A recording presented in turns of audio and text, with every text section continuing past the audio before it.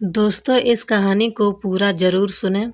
पसंद आए तो वीडियो को लाइक शेयर करें और इस कहानी का पार्ट 2 देखने के लिए हमारे इस चैनल को सब्सक्राइब कर लें और बेल आइकन ऑन करना ना भूलें। और पार्ट 1 को शुरू करते हैं। पंडित अयोध्यानाथ का देहांत हुआ तो सबने कहा, ईश्वर आदमी की ऐसी ही मौत दे। 4 जवान बेटे थे, एक लड़की। चारों लड़कों के विवाह हो चुके थे, केवल लड़की कुंवारी थी। संपत्ति भी काफ़ी छोड़ गई थी। एक पक्का मकान, 2 बगीचे, कई हजार के गहने और 20,000 नगद। विधवा फूलमती को शौक तो हुआ और कई दिन तक बेहाल भी पड़ी रही, लेकिन जवान बेटों को सामने देखकर उसे ढांढस हुआ। चारों लड़के एक से बढ़कर एक सुशील, चारों बहुएं एक से बढ़कर एक आज्ञाकारिणी। जब वह रात को लेटती तो चारों बहुएं बारी बारी से पांव दबाती। वह स्नान करके उठती तो उसकी साड़ी झाड़ती। सारा घर उसके इशारे पर चलता रहता था। बड़ा लड़का कामता एक दफ्तर में 50 रुपए पर नौकर था। छोटा उमानाथ डॉक्टरी पास कर चुका था और वह कहीं औषधालय में खोलने की फिक्र में था। तीसरा दयानाथ बीए में फेल हो गया था और अपनी पत्रिकाओं को में लेख लिखकर कुछ न कुछ कमा लेता था। चौथा सीतानाथ चारों में सबसे कुशाग्र बुद्ध और होनहार था और वह अब की साल बीए प्रथम श्रेणी में पास करके एमए की तैयारी में लगा हुआ था। किसी लड़के में वह दुर्व्यसन, वह छैलापन, वह लुटाऊपन न था जो माता पिता को जलाता और कुल मर्यादा को डुबाता है। फूलमती घर की मालकिन थी की कुंजियां बड़ी बहू के पास रहती थीं। बुढ़िया में वह अधिकार प्रेम न था जो वृद्धजनों को कट और सहनशील बना दिया करता है, किंतु उसकी इच्छा के बिना कोई बालक मिठाई तक न मांग सकता था। संध्या हो गई थी। पंडित को मरे आज 12वां दिन था।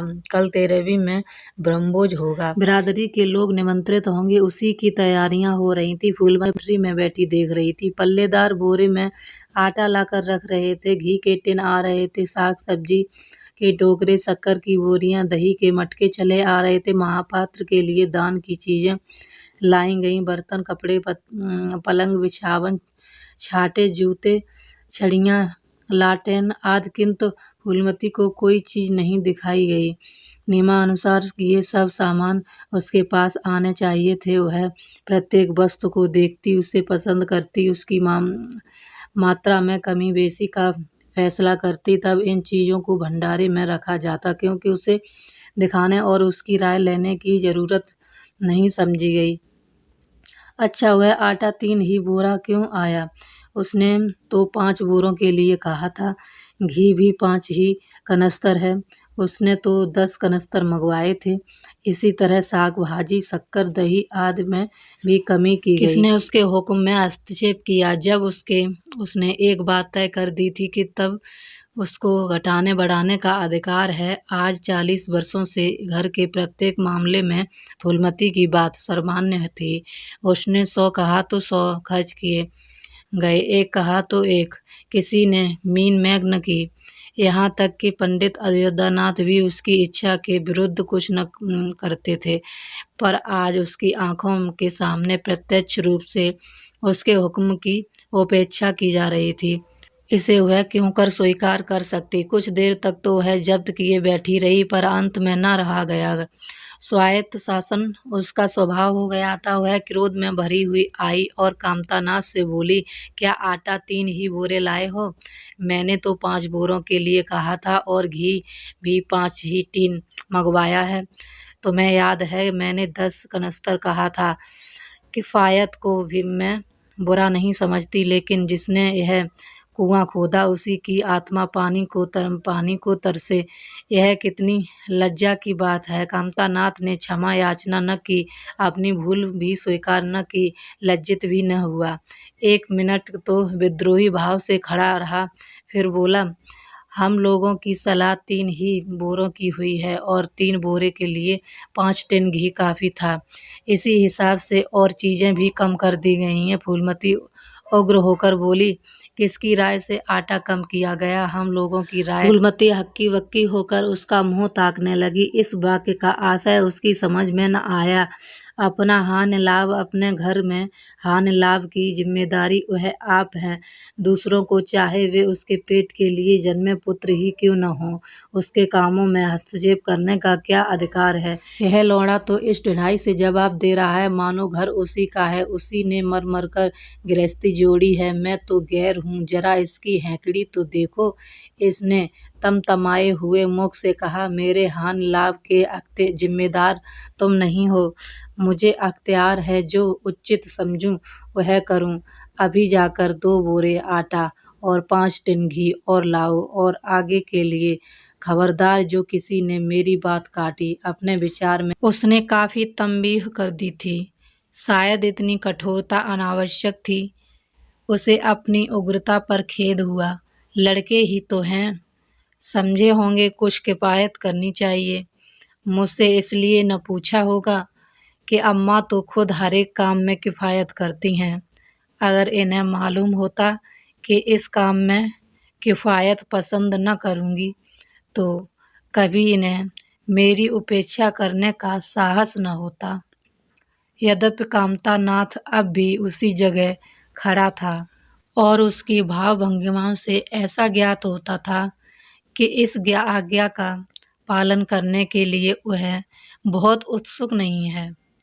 पर फूलमती निश्चिंत होकर अपनी कोठरी में, तो मेरी राय कोई चीज नहीं है, मैं क्यों नहीं, लेकिन अपना हानि लाभ तो हम समझते हैं, कह दिया और अपने कमरे में चली गई।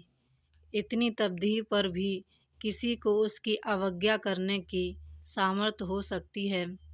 उसकी संभावनाओं का ध्यान भी उसे नहीं आया, पर ज्यों-ज्यों समय बीतने लगा उस पर यह हकीकत खुलने लगी कि इस घर में अब उसकी वह हैसियत नहीं है जो 10-12 दिन पहले थी। संबंधियों के यहाँ के नेवते में शक्कर, मिठाई, दही, अचार आदि आ रहे थे।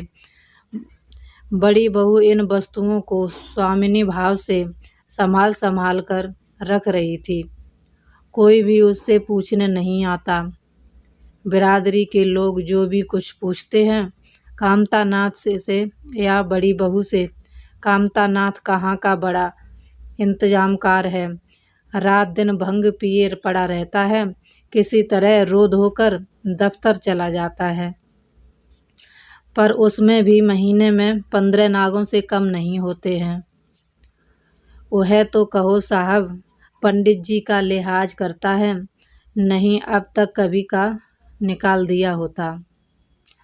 और बड़ी बहू जैसी फूहड़ औरत भला इन सब बातों को क्या समझेगी। अपने कपड़े लत्ते तक तो जतन से रख नहीं सकती, चली है गृहस्थी चलाने। भद होगी क्या, अब सब मिलकर कुल की नाक कटवाएंगे, वक्त पर कोई न कोई चीज कम हो जाएगी।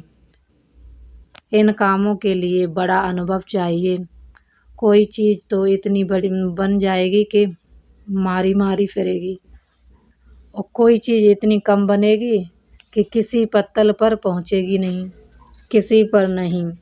आखिर इन सबों को हो क्या गया है। अच्छा बहू तिजोरी क्यों खोल रही है, वह मेरी आज्ञा के बिना तिजोरी खोलने वाली कौन होती है। कुंजी उसके पास है अवश्य, लेकिन जब तक मैं रुपए न निकलवाऊंगी तिजोरी नहीं खुलेगी। आज तो इस तरह खोल रही है मानो मैं कुछ हूँ ही नहीं। यह मुझसे न बर्दाश्त होगा। वह झमक कर उठी और बहू के पास जाकर कठोर स्वर में बोली, तिजोरी क्यों खोलती हो बहू, मैंने तो खोलने को नहीं कहा। लेकिन बहू ने निसंकोच भाव से उत्तर दिया, बाजार से सामान आया है तो दाम नहीं दूंगी क्या।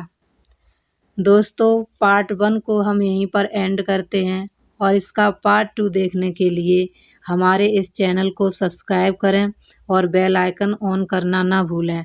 और कहानी पसंद आई हो तो हमारी इस कहानी को ज़्यादा से ज़्यादा लाइक करें और ज़्यादा से ज़्यादा शेयर करें।